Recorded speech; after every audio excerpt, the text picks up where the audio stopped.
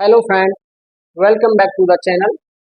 Today we discuss a congenital disease from GI system named is Hirschsprung disease. आज हम discuss करने वाले हैं Hirschsprung disease के बारे में. Hirschsprung disease also known as aganglionic congenital aganglionic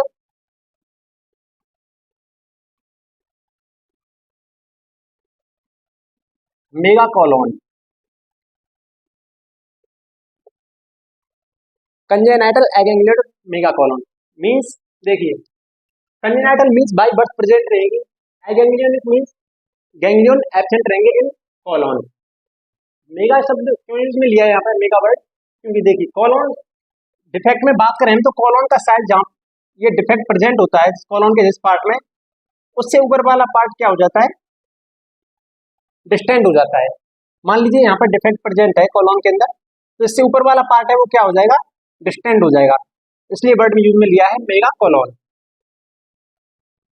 तो डिजीज है कंजेनाइटल एगेंग्लियोनिक मेगाकोलोन और हर्चस्प्रंग डिजीज. देखिए, जनरली हम बात करें इंटेस्टाइन के स्ट्रक्चर की, तो इंटेस्टाइन की जो लेयर होती है, 4 लेयर होती हैं. एनाटोमी की बात करें तो देखिए, ये हो गई आपकी ल्यूमेन, ये मान लीजिए इंटेस्टाइन है. इंटेस्टाइन के अंदर 4 लेयर कौन कौन सी होती हैं, 1, 2, 3 एंड 4. जो आउटर लेयर होती है वो होती है आपकी सुरोसा. सुरोसा के अंदर जो लेयर होगी वो होगी आपकी मस्कुलर लेयर. मस्कुलर लेयर होती है, इसके 2 पार्ट होते हैं. एक तो होती है आपकी इंटरनल, जो होती है वो होती है आपकी circular muscular layer, circular muscular layer internal. And external जो होती है वो होती है आपकी लॉन्गिट्यूडनल.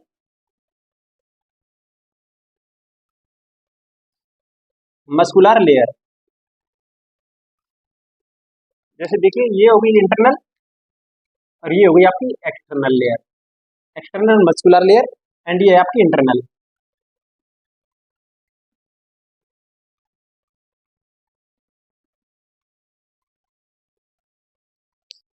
मस्कुलर लेयर के जो अंदर वाली लेयर है, थर्ड वन, वो होती है आपकी सब म्यूकोसल. एंड इनर मोस्ट जो लेयर है वो है म्यूकोसल लेयर, म्यूकोजल लेयर.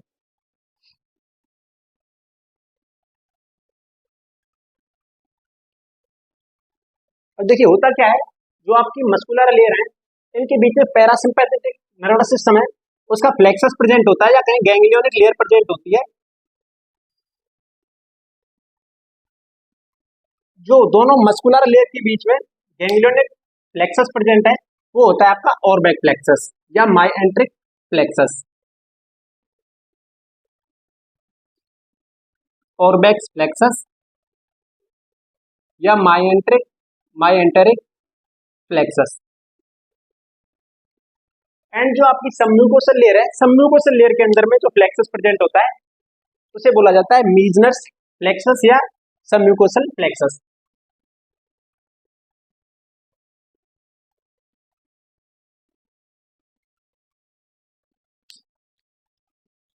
देखिए, ये है आपकी मान लीजिए serosal layer, sorry submucosal layer. And submucosal layer के बीच में जो फ्लेक्सस प्रेजेंट होगा उसे कहा जाता है मीजनर्स फ्लेक्सस.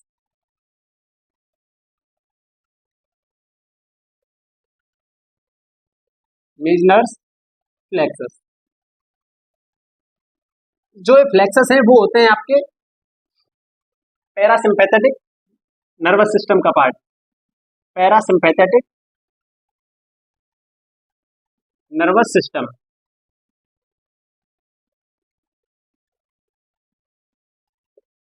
देखिए, इसका जो नॉर्मल फंक्शन है, इनकी फिजियोलॉजी की बात करेंगे, फ्लेक्सस करते क्या है, ये रेस्पॉन्सिबल होते हैं पेरिस्टालसिस के लिए.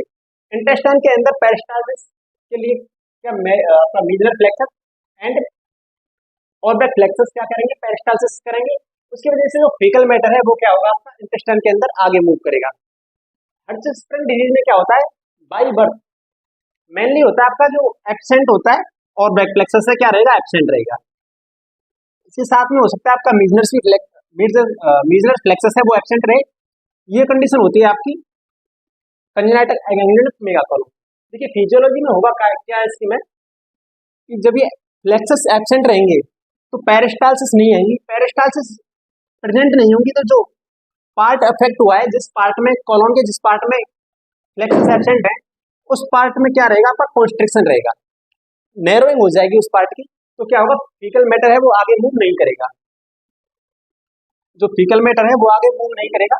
तो क्या होगा, जो फीकल मैटर है आपका वो पीछे वाले पार्ट में क्या हो जाएगा, इकट्ठा होना, कलेक्ट होना स्टार्ट हो जाएगा, एंड जो पीछे वाला पार्ट है वो डिस्टेंड हो जाएगा। ये होता है आपका स्प्रिंग डिजीज। इसके असेसमेंट की बात करें स्प्रिंग डिजीज में, कि न्यूबॉर्न में या ओल्डर चाइल्ड में क्या क्लिनिकल फीचर्स प्रेजेंट रहेंगे।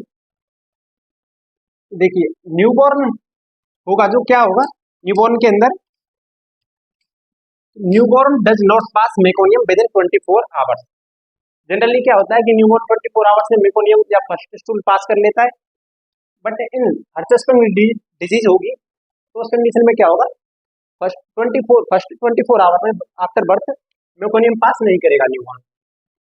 क्लिनिकल फीचर्स या कहें assessment, when we do assessment of newborn, तो न्यूबॉर्न में क्या क्या सिम्टम्स या क्लिनिकल फीचर्स देखने को मिलेंगे। देखिए newborn doesn't pass meconium with in 24 hours after birth. इसके साथ में देखिए क्या रहेगा, कॉन्स्ट्रिक्शन की वजह से फीकल मैटर जब कलेक्ट होगा तो क्या हो सकता है, वोमिटिंग प्रेजेंट हो सकती है, वोमिटिंग, एंड वोमिटिंग कैसी रहेंगी आपकी, बिलियस बिलियस वोमिटिंग।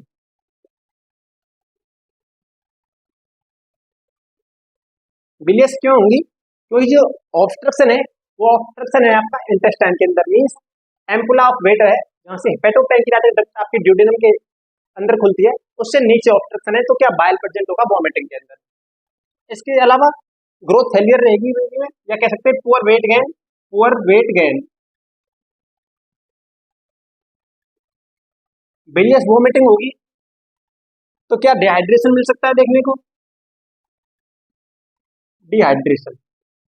ये तो हो गई आपके न्यूबॉर्न या कहें आपके कम एज के चाइल्ड के बच्चे में देखने को मिलने वाले क्लिनिकल फीचर्स। अगर ओल्डर चाइल्ड की बात करें, in older child,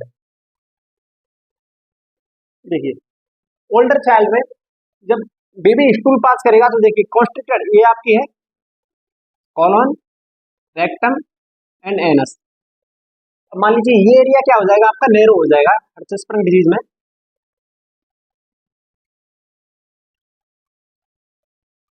constricted area है ये वाला। जो इसकी मोस्ट कॉमन साइट है वो होती है आपकी कौन सी, rectosigmoid colon. Most common site Hirschsprung disease के लिए मोस्ट कॉमन साइट है आपकी रेक्टोसिग्मोइड कॉलोन।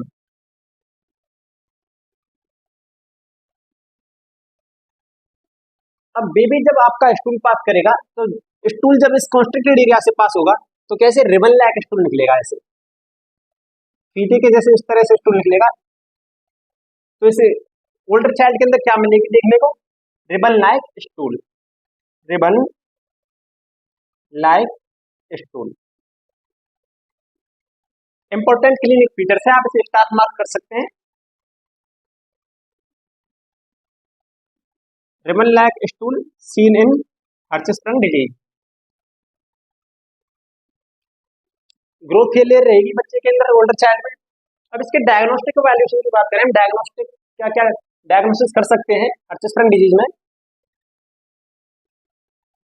देखिए डायग्नोसिस में जब हम एक्सरे करेंगे, बेरियम एनीमा एक्सरे, बेबी को बेरियम एनीमा एडमिनिस्टर करेंगे, एंड जब एक्सरे करेंगे तो बेरियम क्या है, रेडियो ऑप्टिक मैटर है।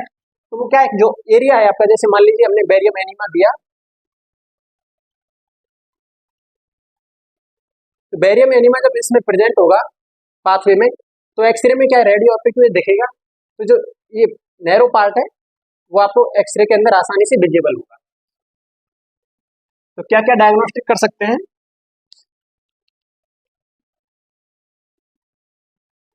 डायग्नोसिस देखिए, एक तो barium enema x ray,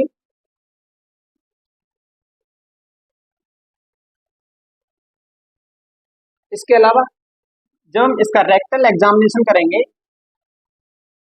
rectal examination देखिए, तो रेक्टल एग्जामिनेशन करने पर जब हम फिंगर से डायलेट करेंगे इस एरिया को, तो क्या होगा, एक्सप्लोसिव स्टूल पास करेगा बेबी, मीन्स एक साथ से बल्क अमाउंट में क्या होगा, स्टूल पास होगा। क्योंकि इससे पहले क्या था, जो स्टूल था वो कलेक्ट था आपका कॉन्स्ट्रिक्टेड एरिया के ऊपर वाले पार्ट में, कॉलम। जब इस एरिया को हम डायलेट कर देंगे तो क्या होगा बेबी, एक साथ में बल्क अमाउंट में क्या करेगा, स्टूल पास करेगा, तो एक्सप्लोसिव स्टूल।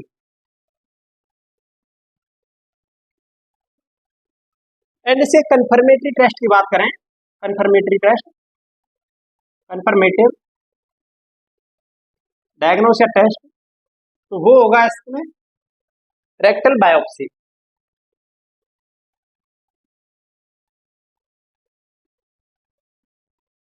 रेक्टल बायोप्सी देखिए, भाई वैक्यूम, वैक्यूम मेथड से क्या करेंगे, हम रेक्टल के स्पार्ट से क्या लेंगे, टिश्यू लेंगे, एंड टिश्यू की जब बायोप्सी करेंगे तो उसमें क्या होगा, आपका माइएंट्रिक या आपका मेजनस फ्लेक्सस क्या मिलेगा, एब्सेंट मिलेगा।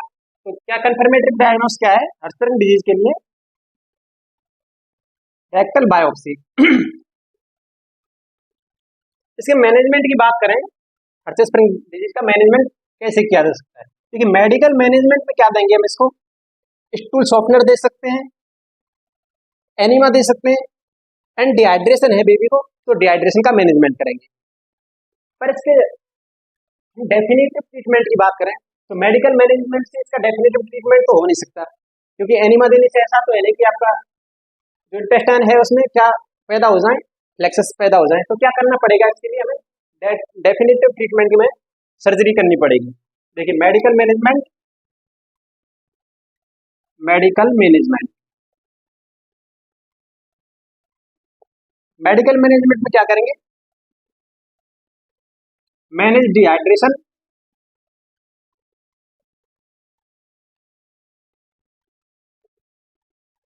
एंड क्या आइसोटोनिक एनीमा, या कि नॉर्मल सेल एनीमा देंगे, स्टूल सॉफ्टनर दे सकते हैं।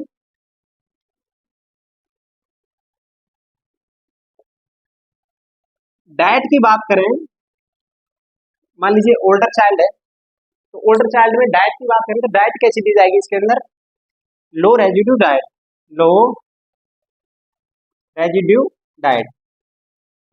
लो रेजिड्यू डाइट का क्या फायदा है, अगर लो रेजिड्यू डाइट रहेगी तो क्या होगा, स्टूल का फॉर्मेशन लो अमाउंट में होगा। क्योंकि हाई रेजिड्यू डाइट रहेगी या हाई फाइबर डाइट रहेगी तो बल्क अमाउंट में स्टूल का फॉर्मेशन होगा, तो क्या है, जो प्रॉब्लम क्रिएट कर सकता है। अब बात करें इसके सर्जिकल मैनेजमेंट की या डेफिनेटिव मैनेजमेंट की, तो वो क्या होगा, देखिए सर्जिकल मैनेजमेंट में 3 प्रोसीजर्स की जा सकती हैं हर्टन डिजीज में, Swenson procedure, Soave procedure, and Duhamel procedure. Surgical management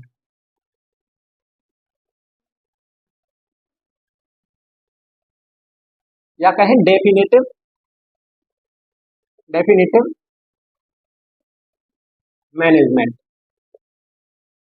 देखिए डेफिनेटिव मैनेजमेंट में क्या किया जाएगा, सर्जिकल प्रोसेस, सर्जिकल प्रोसेस कौन कौन सी है आपकी, स्वेंसन,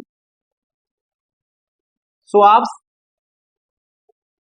एंड डुहामेल।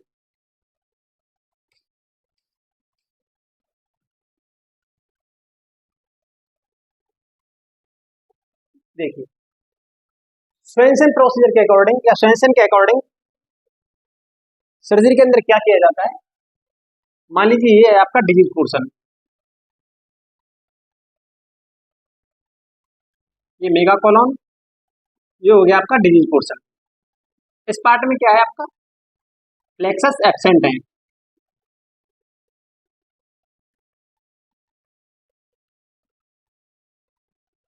देखिए अकॉर्डिंग टू सेंसन क्या करेंगे, जो डिजीज पार्ट है इस डिजीज पार्ट को क्या करेंगे, ऑब्लिक कट करेंगे। इस तरह से ऑब्लिक कट करेंगे तो क्या होगा, कुछ डिजीज पार्ट क्या रह जाएगा, इसमें रिमेन रह जाएगा। After procedure some disease part remain. तो आफ्टर प्रोसीजर जो आपका इंटेस्टाइन पार्ट होंगे वो कैसे होंगे,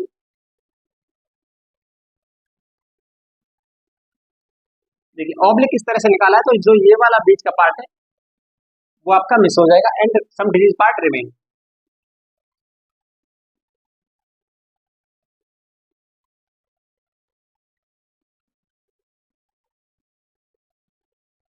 ये आपके सूटर्स एनास्टोमोसिस किया है रिमेनिंग पार्ट का, तो सम डिजीज पार्ट रिमेन। ये हो गया आपका Swenson procedure, some disease part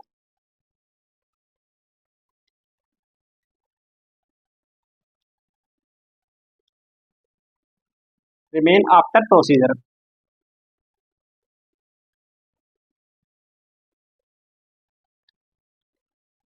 according to स्वाप्स, देखिए स्वाप प्रोसीजर में क्या किया जाता है, जो इंटेस्टाइन की लेयर है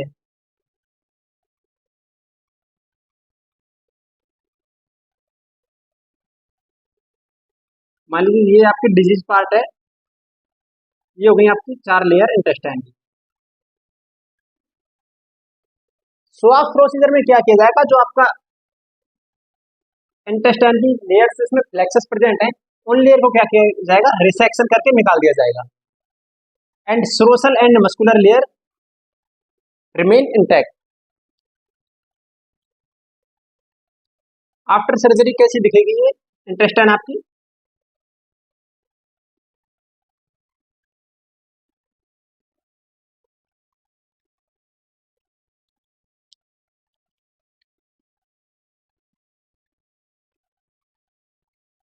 इस तरह से serosal and muscular layer remain intact.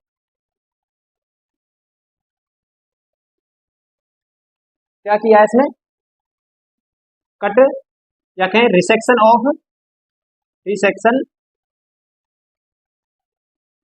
Of disease layer.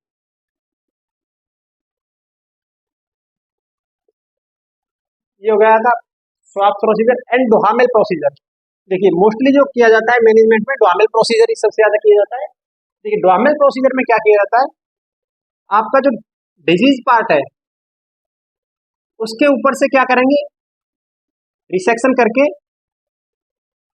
ऊपर वाले जो कॉलोन है उसका एनास्टोमोसिस किया जाएगा रेक्टम के साथ में। किस तरह से, ये हो गया आपका डिजीज पार्ट, कॉलोन का रिसेक्शन करेंगे, यहां से कट करेंगे end end to end anastomosis 3 to 4 centimetre नीचे करेंगे आपके रेक्टम में। आफ्टर प्रोसीजर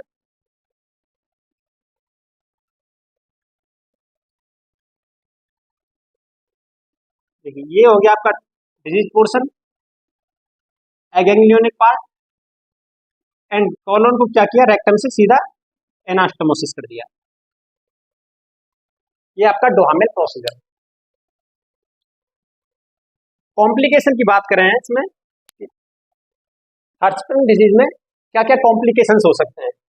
देखिए लॉन्ग टाइम तक जब स्टूल का कलेक्शन होगा कॉलोन के अंदर तो क्या होगा, स्टूल इम्पैक्ट या कहीं चिपकेगा किससे, आपके कॉलोन की लेयर्स से, इम्पैक्टेशन ऑफ स्टूल कॉम्प्लिकेशन।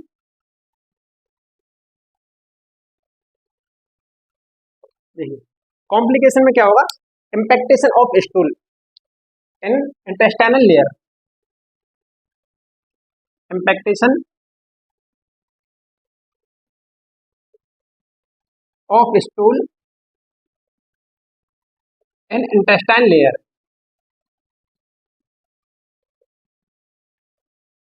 तो क्या होगा, देखिए आपका इन्फ्लामेशन क्रिएट होगा इंटेस्टाइन का क्या होगा, इन्फ्लामेशन। एंड क्या होगा आपका, enterocolitis, enterocolitis, inflammation of entire colon. And इसके बाद में क्या हो सकता है आपका, इंटेस्टाइन परफोरेट हो सकती है, परफोरेशन,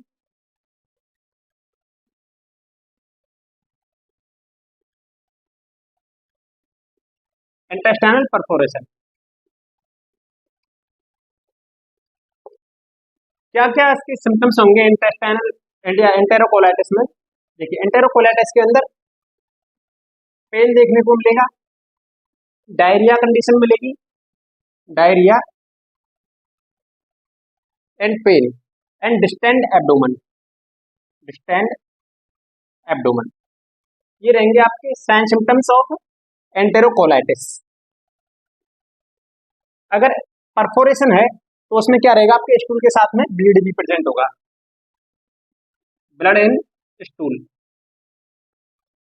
एंड जो आपका एंटेरोकोलाइटिस है इसे कहा जा सकता है आपका मेडिकल इमरजेंसी,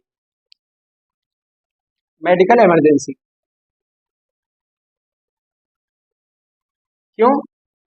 क्योंकि देखिए अगर एंटेरोकोलाइटिस हो गया है तो उसके बाद में क्या, इंटेस्टाइन कभी भी परफोरेट कर सकते हैं, इंटेस्टाइनल परफोरेशन हो सकता है। तो इसलिए इस एंटेरोकोलाइटिस का मैनेजमेंट तुरंत जरूरी है। साइन सिम्टम्स क्या है एंटेरोकोलाइटिस के, pain, distend abdomen, diarrhoea. Generally इस पेशेंट में क्या मिलेगा आपको देखने के लिए, constipation, but in enterocolitis diarrhoea देखने को मिलेगा। टॉपिक होता है आपका यहीं पे समाप्त। जल्दी फिर से मिलेंगे एक अच्छे से टॉपिक के साथ, तब तक के लिए अलविदा। अगर कंटेंट अच्छा लगा है तो वीडियो को लाइक करें, शेयर करें, सब्सक्राइब करें।